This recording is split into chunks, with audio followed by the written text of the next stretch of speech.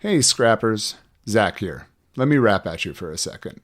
As 2021 draws to a close, and we all prepare to ring in the new year with some viscous, champagne-flavored cultured dairy product, as is custom, I wanted to take a moment and thank you, dear listener, for an amazing year. The love and support you've shown this crazy project has been overwhelming. It's been amazing to hear from y'all on Twitter and even get a chance to hang out with you on Discord. Join us there if you haven't already. We started this wild ride in January, and we are closing in on 50,000 downloads before the end of the year.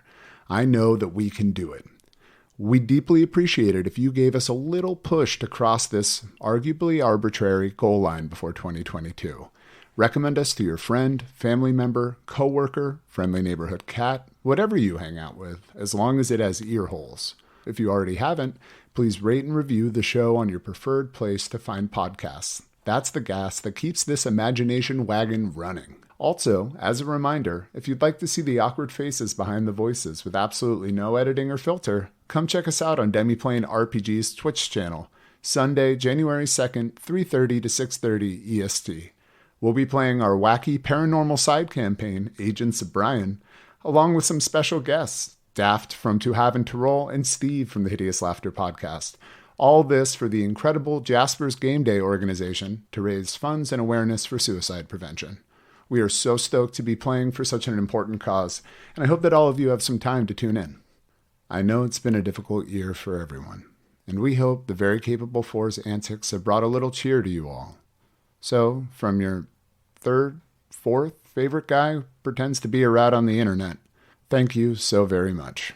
In your honor, I'm cracking open the biggest, ripest, room temperature, limited edition Gratitude Granola Gravy Crunch Goo Tube that I've been saving. Just for you, Scrapper. Yes, that's the one, with the crunchy, razor-sharp sprinkles of thankfulness and appreciation that eventually caused it to be recalled. Only the best for you. Hey, Scrappers. After 1 year of this podcast, of this ridiculous journey, I just want to say to each and every one of you, you suck.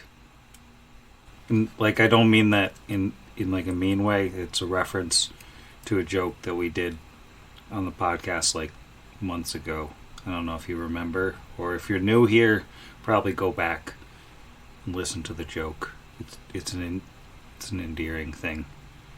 But seriously, thank you all for listening and coming with us on this crazy journey. And thank you so much for continuing to support the show. Here's to a great year, and here's to another one right around the corner.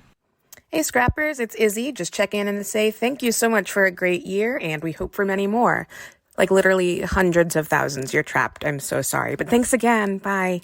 Hello, Scrappers. Jeff here, wanting to say thank you for an amazing first year of Bot Against the Machine. You've been a tremendously encouraging and welcoming community of friends and listeners that I'm honestly, sincerely honored to be a part of. You suck so much, and I wouldn't have it any other way. This is Bot Against the Machine.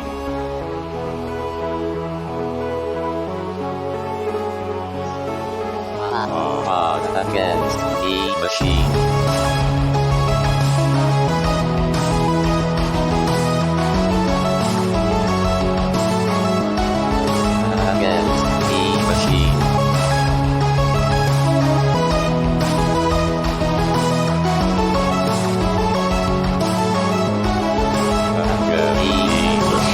Welcome back to Bot Against the Machine, the only actual play podcast that doubles as a horror reboot of beloved Canadian children's program Today's Special. I'm your host, and here's everybody. No Today's Special fans in the audience? Too busy waving. It was a vigorous wave, though. Hi, everybody. Also, no, never seen that. I do like to expand my horizons international children's shows, though, and highly recommend Lazy Town. That's a fun show. I love Lazy Town. Stefan, R.I.P. Yeah, R.I.P. Yeah, but, right. Man, what other Icelandic Olympian would make himself a superhero in a children's show than Magnus? Now, to be fair, in the Swedish version, he's not secretly a superhero, he's secretly an elf. Whoa. Or not Swedish, Icelandic version. I apologize to our Icelandic viewers. Sporticus. Yeah, I'm looking at it now. There's this weird... I'm trying to figure out if it's a puppet or somebody in, like, really heavy prosthetics. Today's special? Dressed as, like, a train conductor. Yeah. No, he's a security guard. It takes place in a department store, and the main character is a mannequin that comes to life because of his magic hat, and I used to love this show. There's like 3 characters. There must have been some magic. So you had to come up with a reference to a pop culture mannequin coming to life, and that's what you went with instead of the movie Mannequin? When I see mannequins, I think Today's Special, and I think that the heart of America is with me on this one. Definitely not the blockbuster movie instead. No, never seen it. Probably never even heard of it, honestly. Nobody has. You just... I mean, I would have assumed the Doctor Who Autons. I'm second Jeff on this one. Who even is that? Who even? So what happened last time, Sam? I don't remember. I was making mannequin jokes. When last we left our intrepid band of adventurers. No, keep going. That was good. When last we left our intrepid band of adventurers, the very capable 4 had decided to spend painstaking hours punching a building till it collapsed. But heartless they were not, as we saved the 2 Smiler prisoners from a crushing and bludgeoning demise, walking them instead to a nice hostage transfer at Redtooth's Warren, or so they thought. For on their way they were beset upon by 5 mannequin robots who, in their confusion, believed an imminent emergency crash landing was in progress.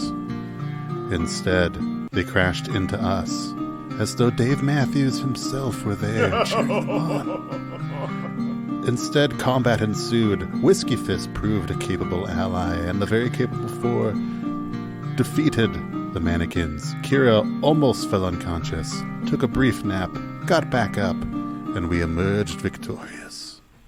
Sorry, Sam, you're out of a job. Yeah, thank you for the summary. I'm gonna farm that out more often. Sky Metal? Yeah, Sky Metal. Sky Metal. It's been so long.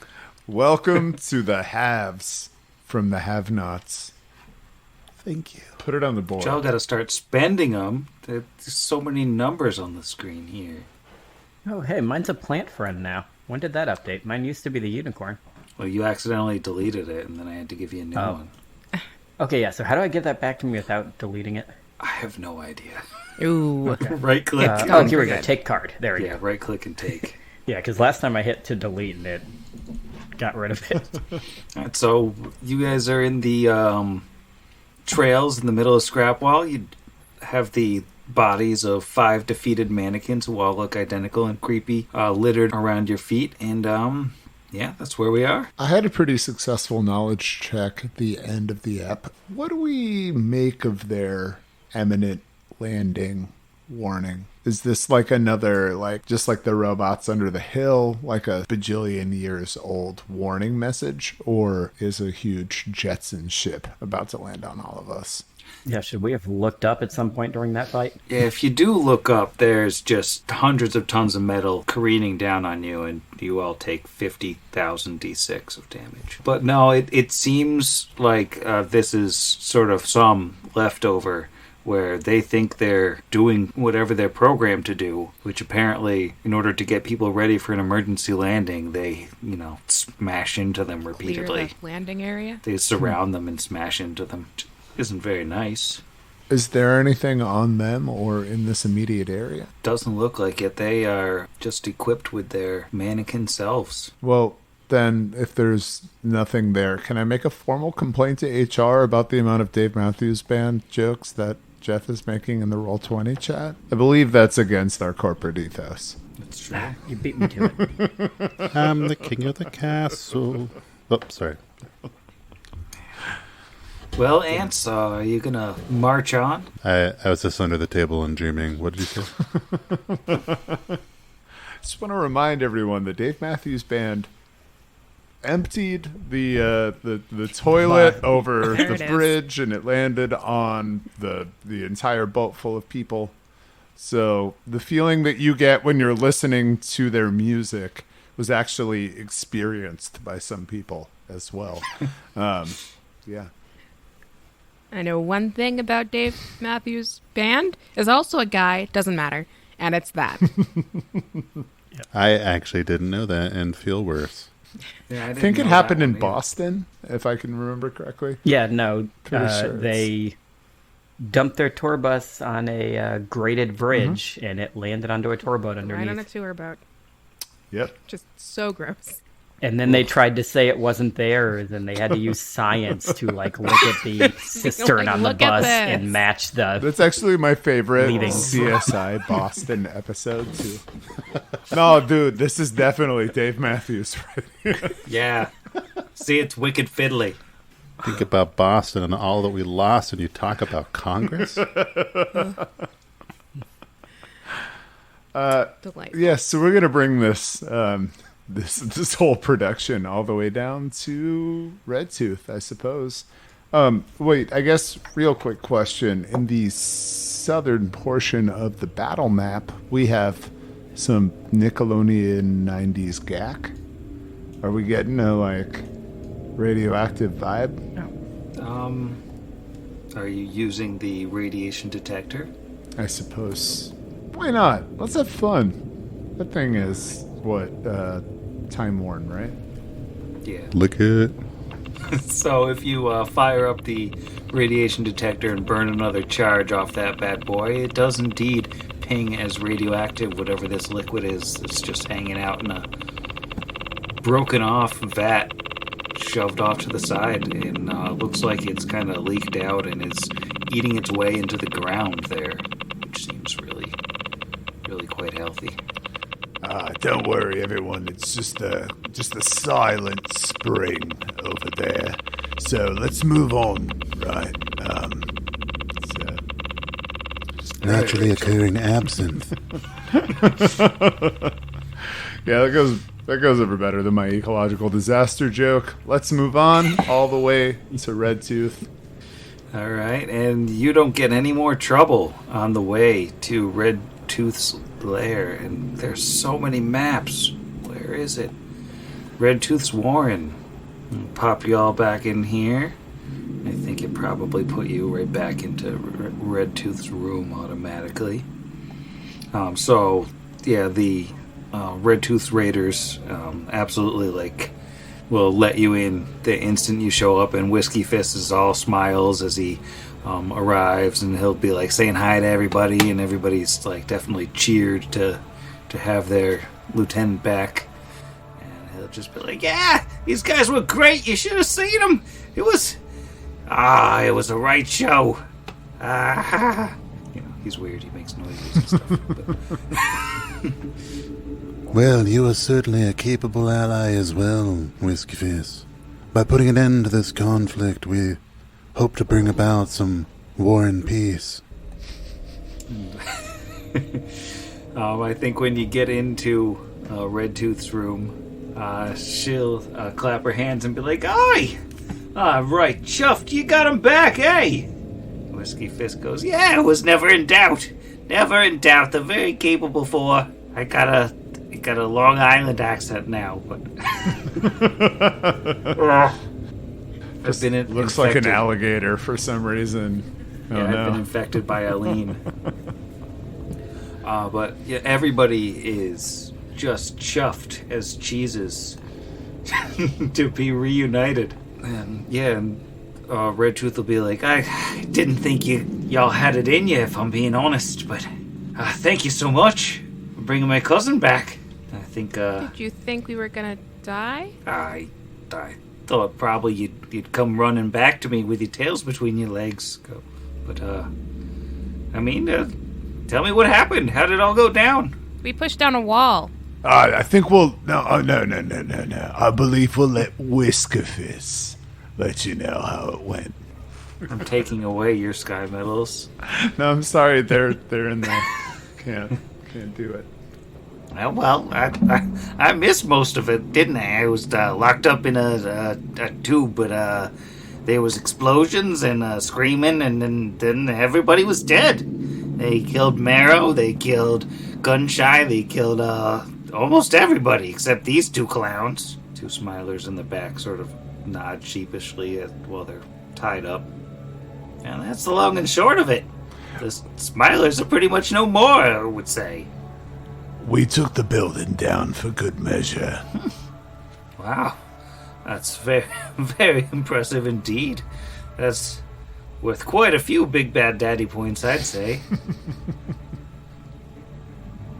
Yes, engineering knowledge did give us the skill to make those good measurements. I would think that'd be a crazy thing to even try. I'm from Long Island too now.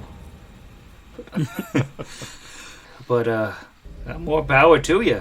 Now, you've held up your end of the bargain. I suppose I can hold up mine. We got some treasures you can help yourselves to, I suppose.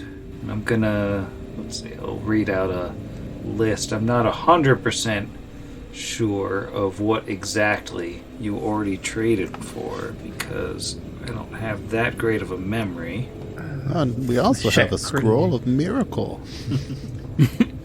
Gonna restore that time-worn laser rifle.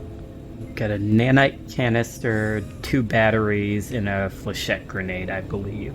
Okay, so there are 3 more batteries, another nanite canister, a flare gun, 2 arc grenades, and 3 zero grenades, a wand of cure moderate wounds with 18 charges on it, a trauma pack plus, and a time-worn detonator with 4 Silex charges. Redtooth is going to say, I'm going to need to hold back that detonator and those charges. If it's all the same to you, it's I got plans. Yeah, what you got in mind, kid? And she sort of does a little head signal indicating to some of the other raiders to pull the prisoners out of the room. You know, can't take any risks. And once they're gone, she'll hunker in a little bit closer, and she'll say, in an ideal world, we'd blow down the structure at the back of Scrapmaster's arena and drop it on top of the lot of them. That's probably more Silex than I can muster. So I figure we'll blow up the receiver array that they've been guarding real close over in Thrall's territory. They've been using it for some secret project. Blow it up, screw up their plans, and really hit them hard. So you're saying a forward-fronted assault that involves explosions and the complete destruction of an enemy base. I don't know if that sounds like it's within our wheelhouse.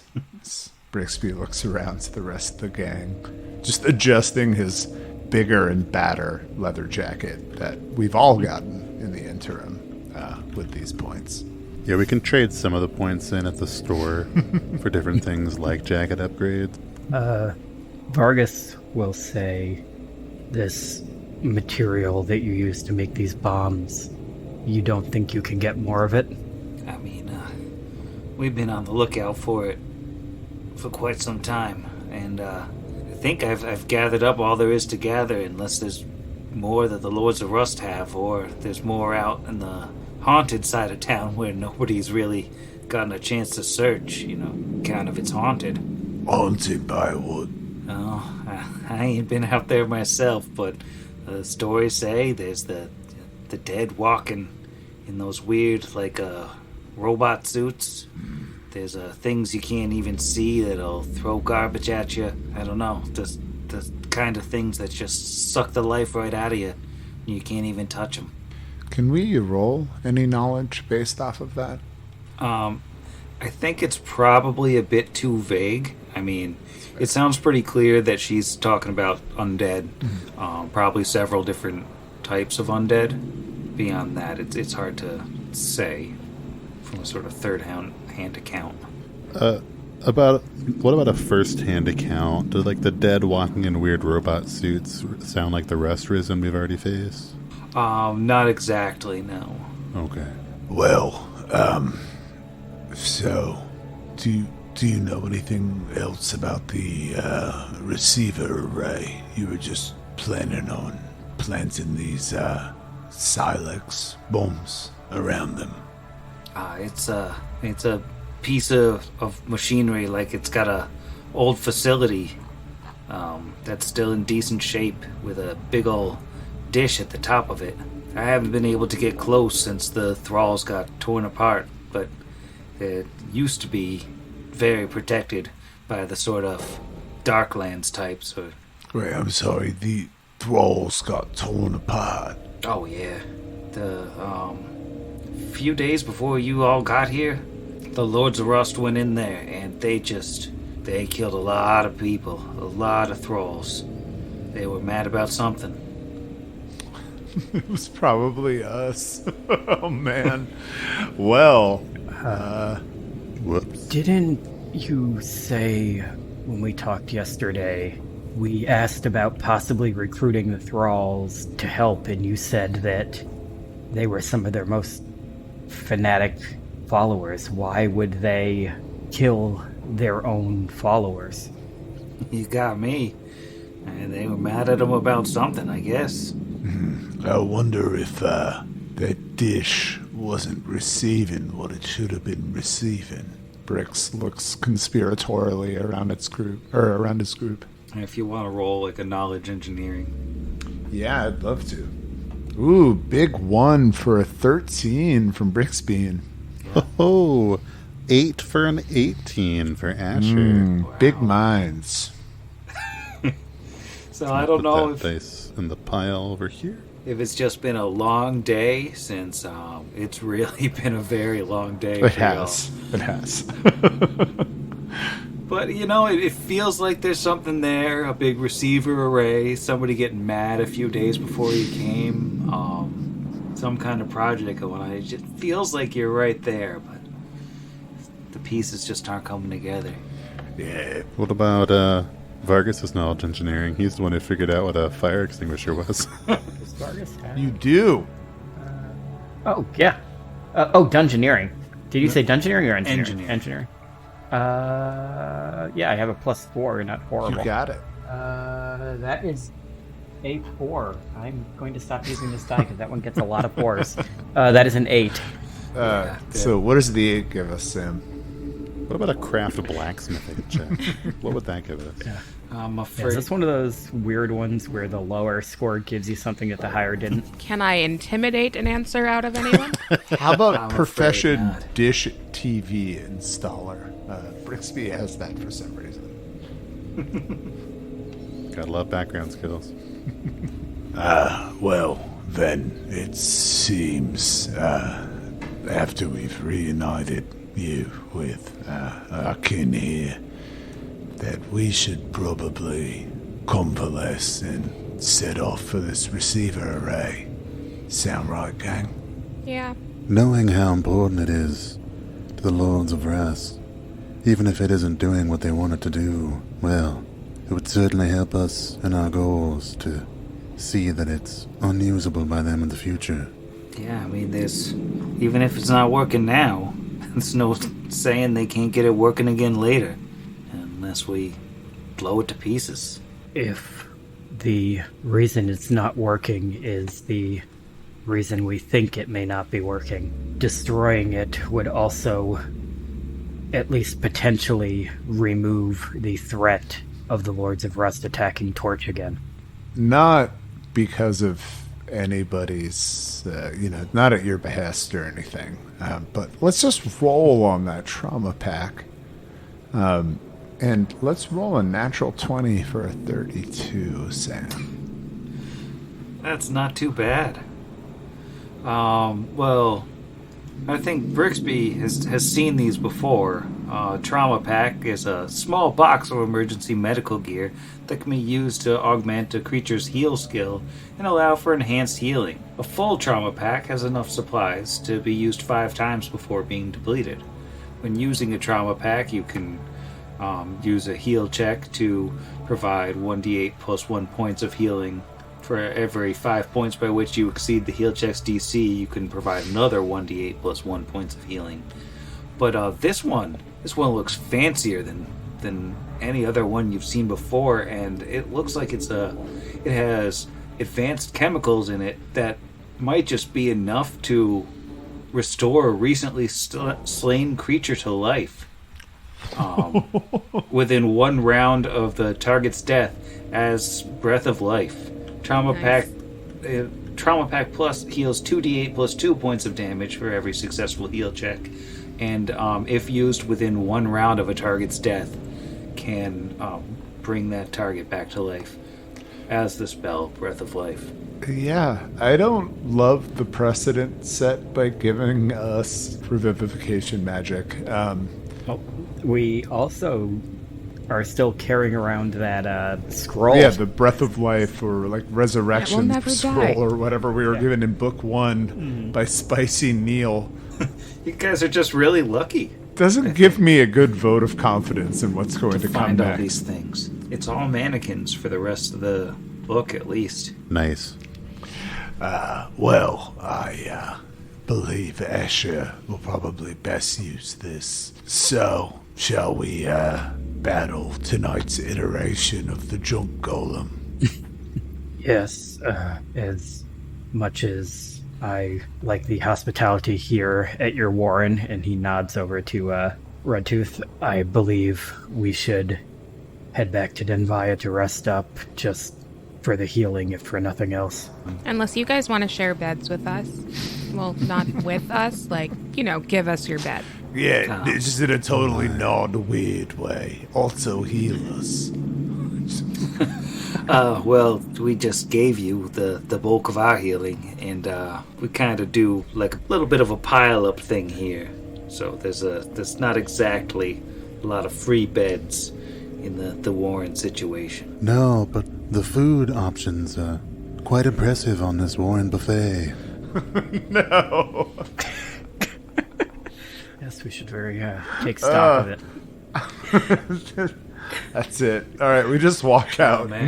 No other words. No hedging your bets Just out on of that character. one.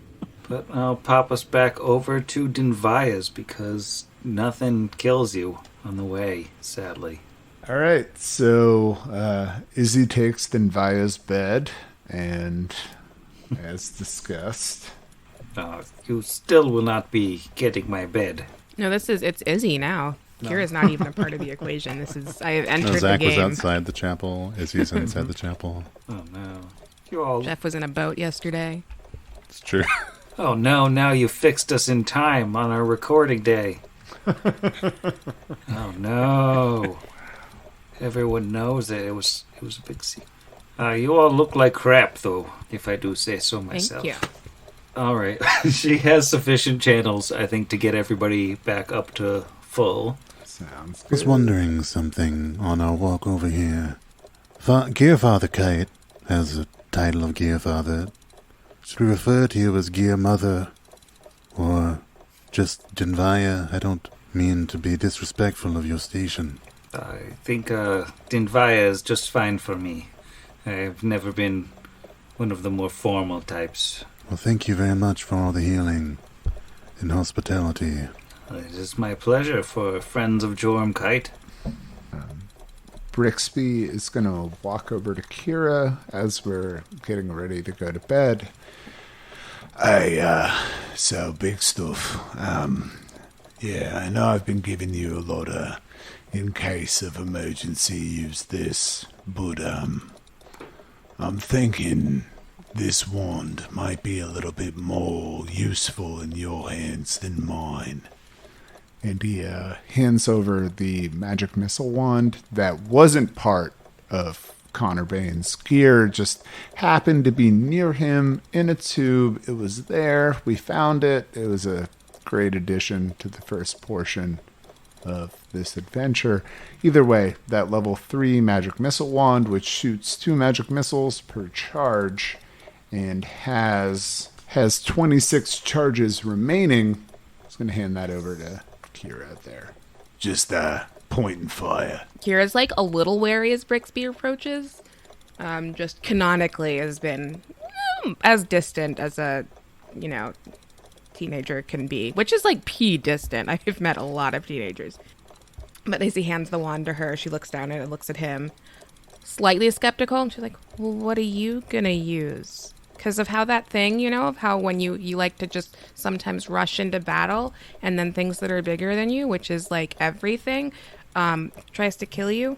Remember that? Yeah, well, I mean, as both of our arcane reservoirs grow, I have a bit more diverse skills. But also I have this Scorching Ray wand that we took off of Marrow, and her book, which I'm going to say looks a lot like the Evil Dead Necronomicon kind of take. Nice and skin covered. Yeah, between these, I've got some fun options. So, yeah, you just have fun with that and all the other scrolls and things. Yeah. Hand-me-down wand. Enjoy. He just kind of stares at it for a second and then gives him it's like a tackle hug because she's a good, 2 feet taller? Nah, Oh, yeah. Maybe 3? I don't know. I would say maybe 3 feet. He is knocked prone. Mm-hmm. Oh, yes. Takes 4 points of damage. Absolutely. He's gone. She'll help him back up. He's Sorry. just dead. Thanks. Oh, no. Yeah, it was actually below con for most of this adventure, so that's it.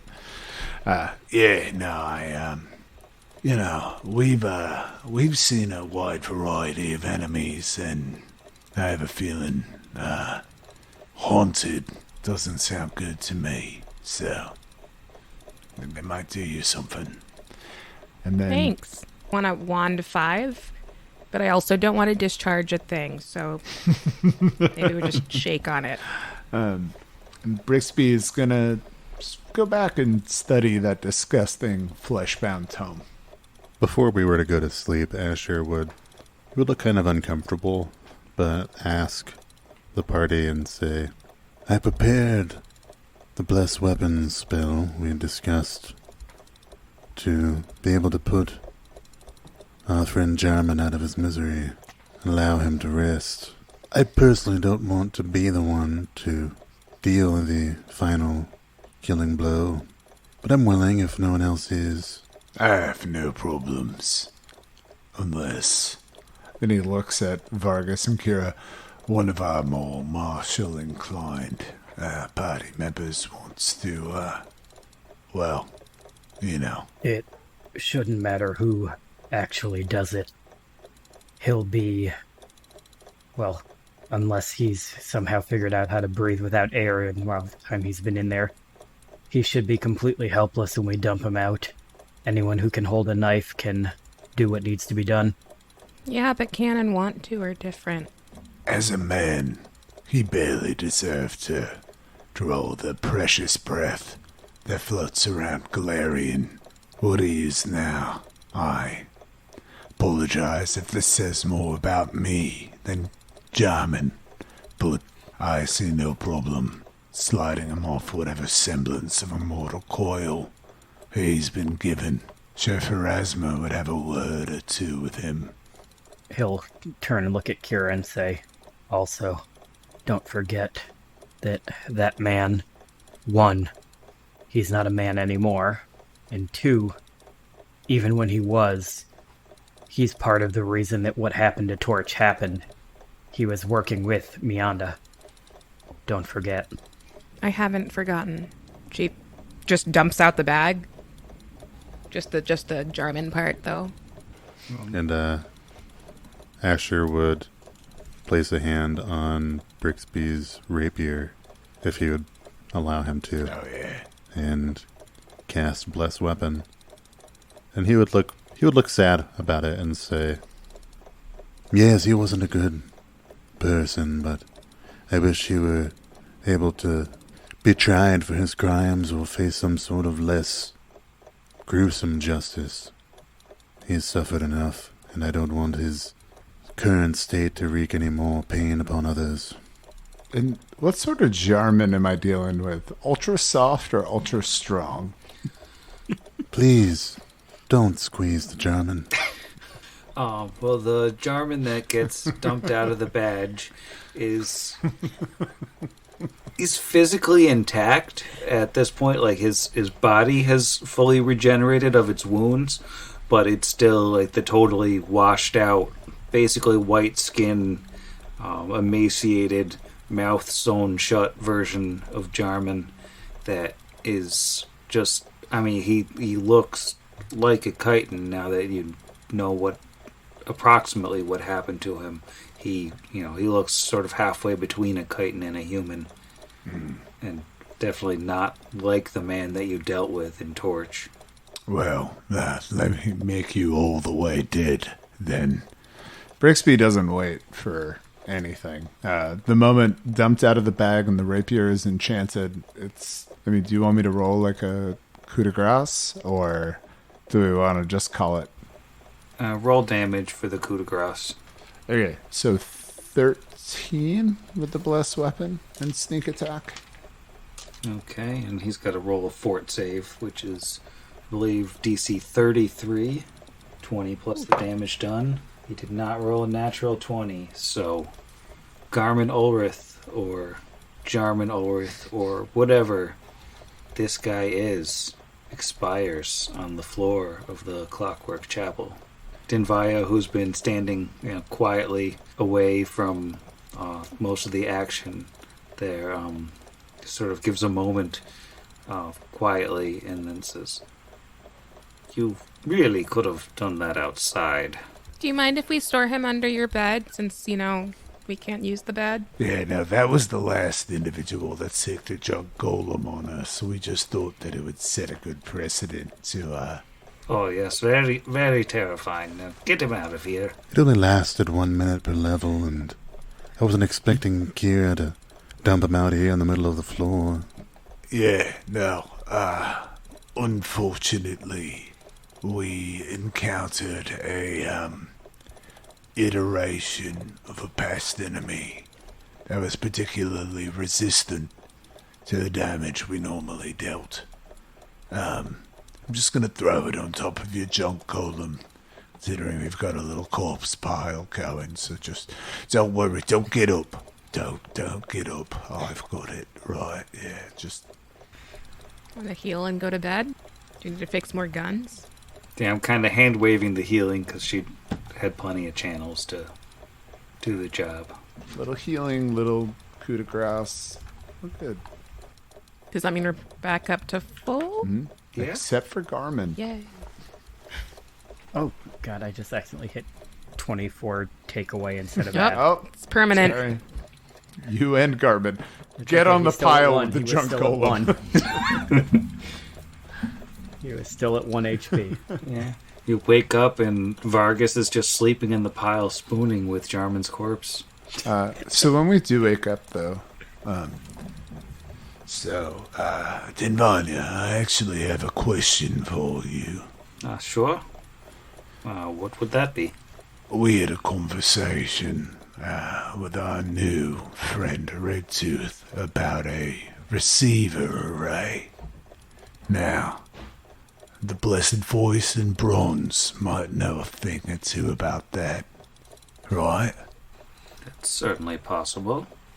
You mean the receiver array out to the east? Yeah, that's the one. Yeah, so she gets a much better role than you all did. She says, yes, the receiver array, it's clearly a piece of the old ship or whatever it was that came down here. It's designed for transmitting something over long, long distances. I know it was active recently, at least. They were using it for something, and there was a lot of activity over there with members of the Lords and Rust coming and going every day. Something changed not long before you came, and it's gone quiet. Whatever it was, it's powered down. So I assume the transmission has ceased. All right. Well, thank you for that input. Brixby looks back at the group.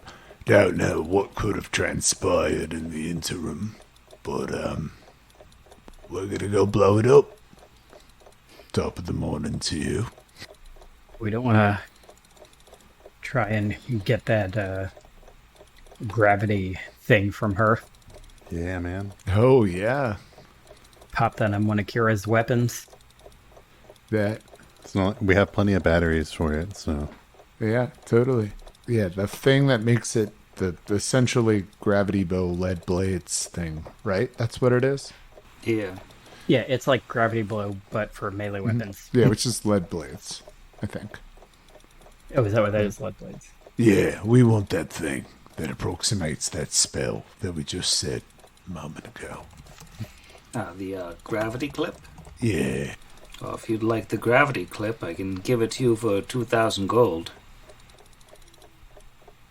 1,000 seems just fine. Very kind of you. No, Brixby's going to turn back to the group. 2K is cool with me. I mean, I have no issue with trying to shake down the one friend we have that isn't a gang member here. Yeah, that sounds fair. Kira, I believe the Gear Mother wants to do something to your weapon. Okay. Hand it over.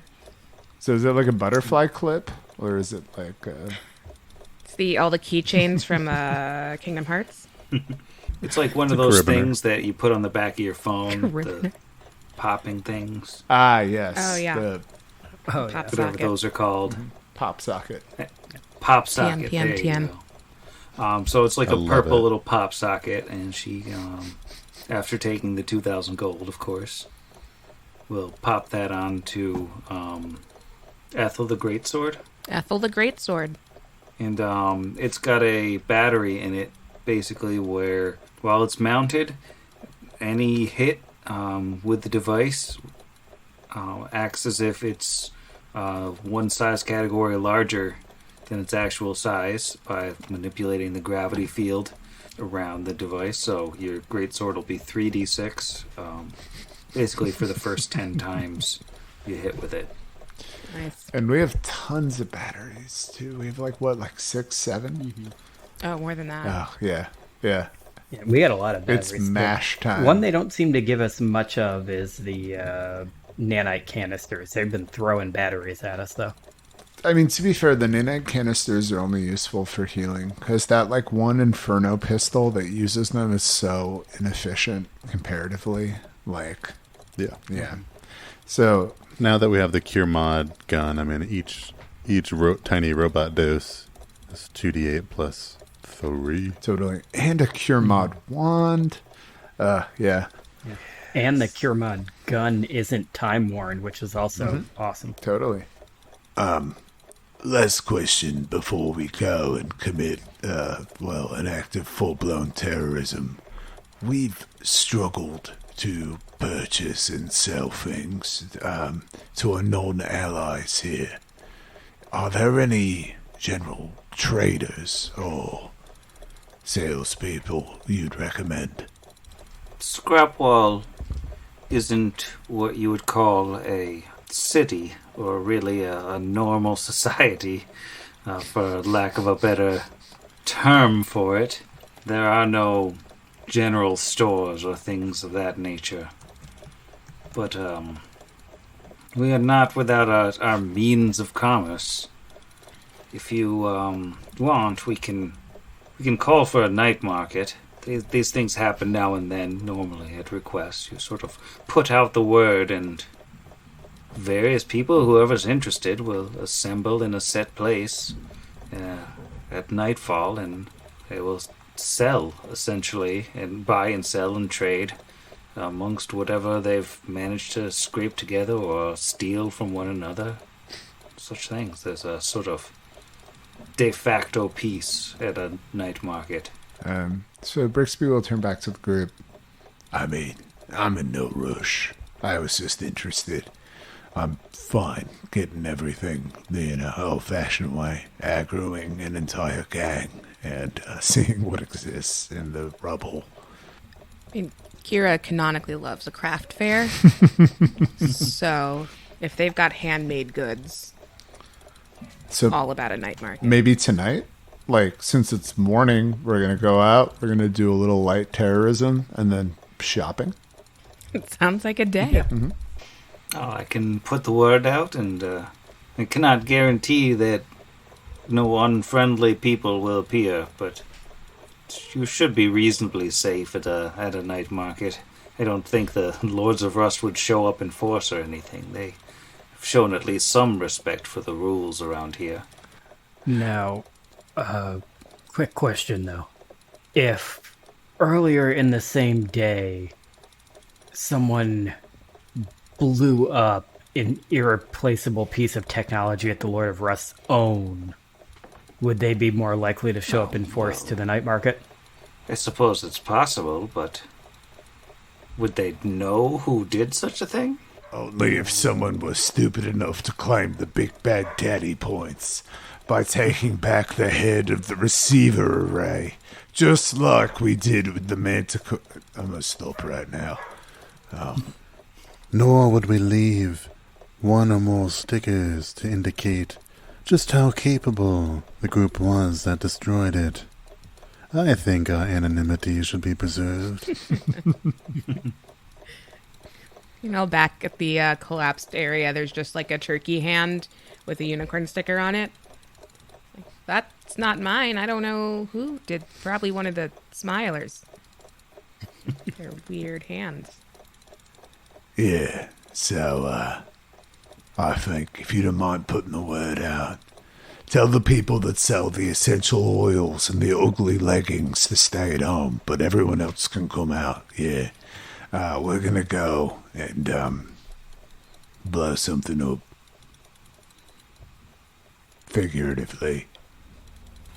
We will keep it in mind, and I will put out the word. We should be able to find someone tonight. All right, gang. Shall we commit some light terrorism? Light terrorism.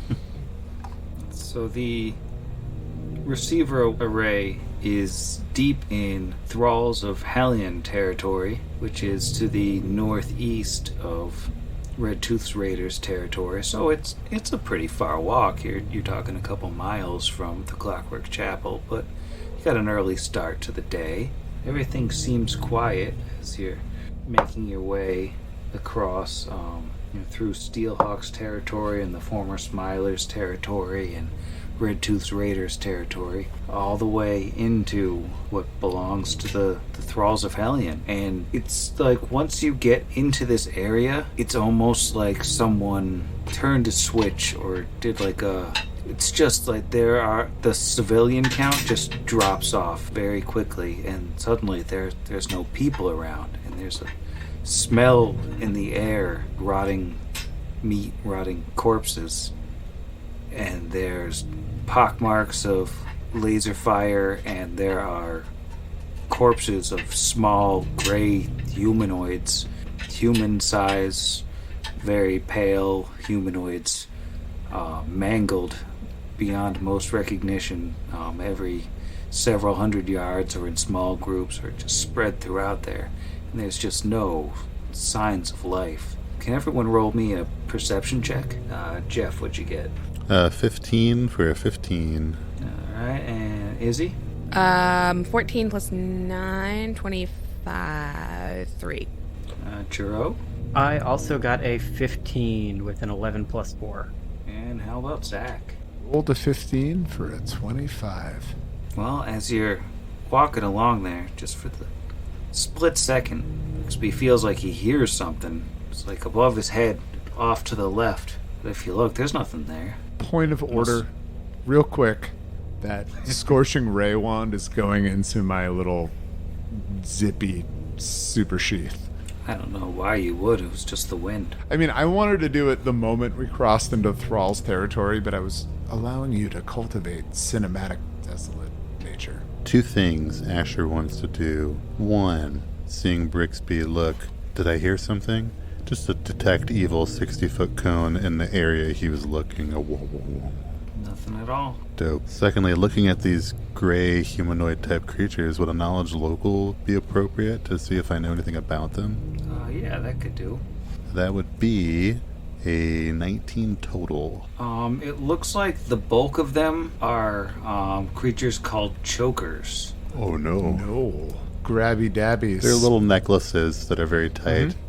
Usually made of black velvet. They look very cool. Chokers are... what is going on? Progressive? Get out of my computer. Chokers want to No, take Flo, now is not the 15% time. off of your... Yeah, I just got Flow popped right up on the screen. Oh no. Flokers. Chokers are small. They're actually aberrations. I should have had you roll Dungeoneering, but it's too late now. They're hunched over and wretched creatures with long, pliable arms like tentacles, capped with spiny claws. They're usually underground predators that dwell in subterranean ruins or in the deep shadows of nameless caverns.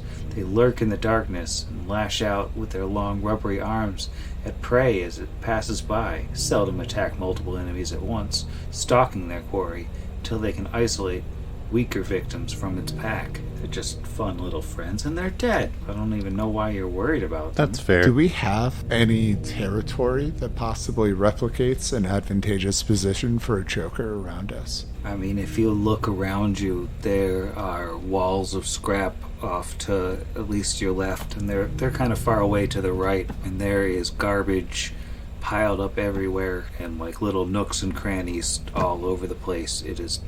It's very easy for a small creature to find a place to hide here. So I think Brixby's perception check, rolling it over to everybody else. This doesn't feel right. Assuming maybe Asher fills them in on what we see on the ground. Let's stay armed and keep eyes up. I'm gonna pull out my rapier in one hand and my scorching ray wand in the other. My gun is in my hand, loaded with a mundane bullet. Also casting mage armor. Yeah, I'll grab an Ethel. And Vargas is just gonna stand there because he always has his weapon out. Vargas is never unarmed. He didn't prepare any buffing spell, so he's just gonna kind of hang out until something pops up and tries to choke us.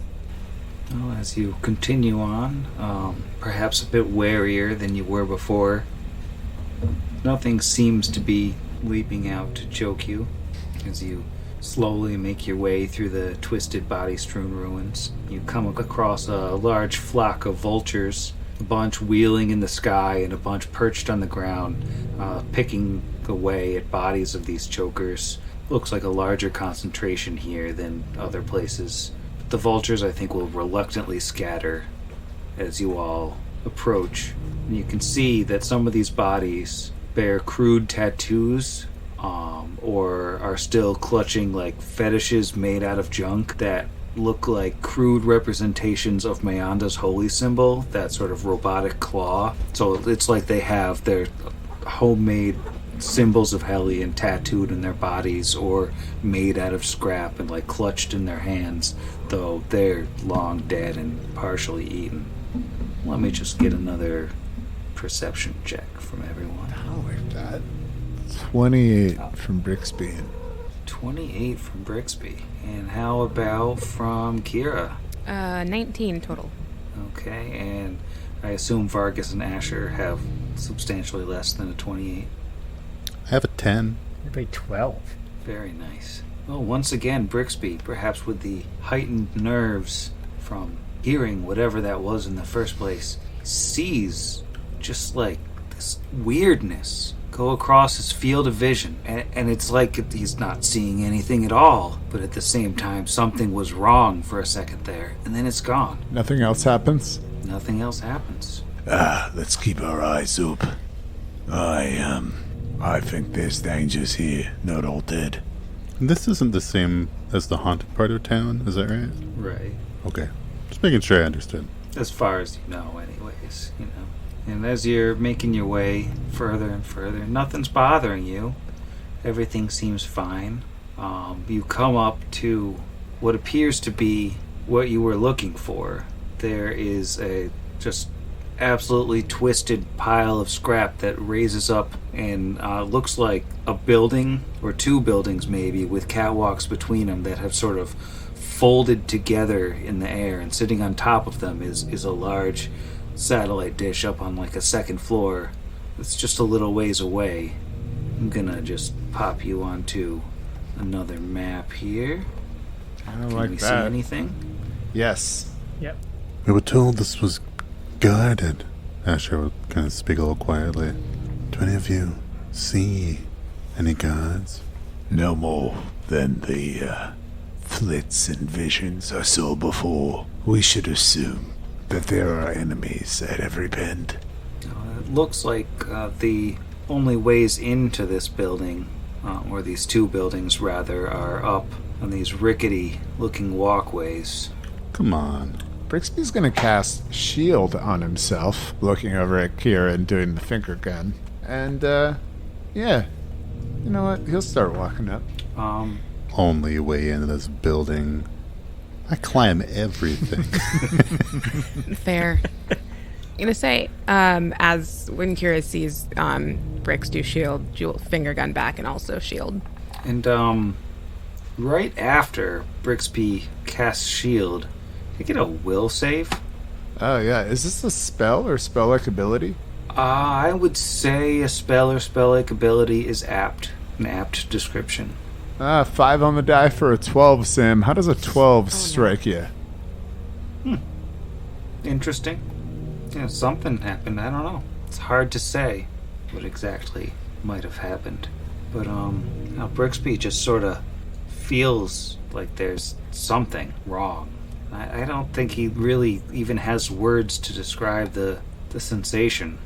I think as Brixby stands on this swaying set of steps that are just barely attached to these two buildings that are folding together under the weight of time and decay, and something is out there, I'm going to bed. Good night, Sam. Good night, Sam. Night, Sam. Good night, Sam. Well, it was a good run. Mm-hmm. Yep, nothing like successful perception checks and a failed will save to make me sleep easy tonight. 2 weeks. Happy holidays, everyone. Hard against the machine.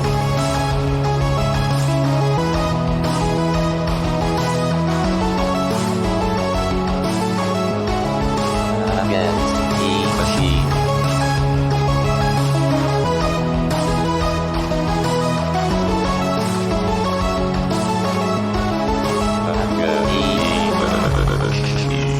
Hot Against the Machine is property of its creators, all rights reserved. Pathfinder and the Iron Gods Adventure Path are properties of Paizo Publishing. Please visit them at paizo.com for more information. Theme Against the Machine, written and performed by our own Zach. Please consult the show notes for additional music and sound effect licensing information.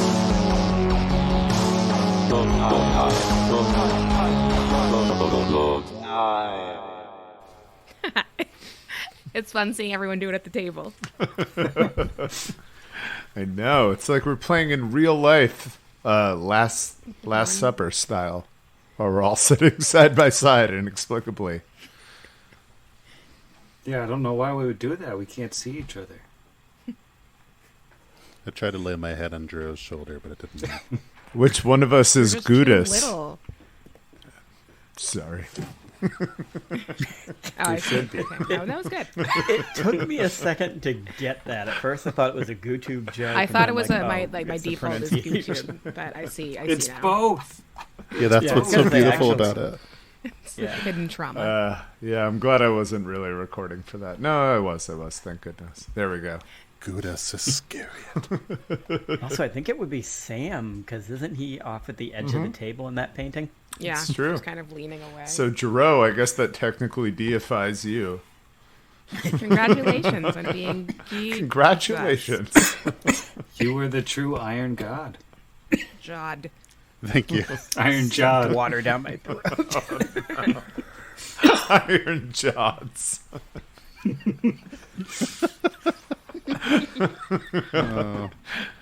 In your honor, I'm cracking open the biggest, ripest, room temperature, limited edition gratitude granola. In your honor, I'm cracking open the biggest, ripest, room temperature, limited edition gratitude granola gravy. That's so hard to say. In your honor, I'm cracking open the biggest, ripest, room temperature, limited edition gratitude granola.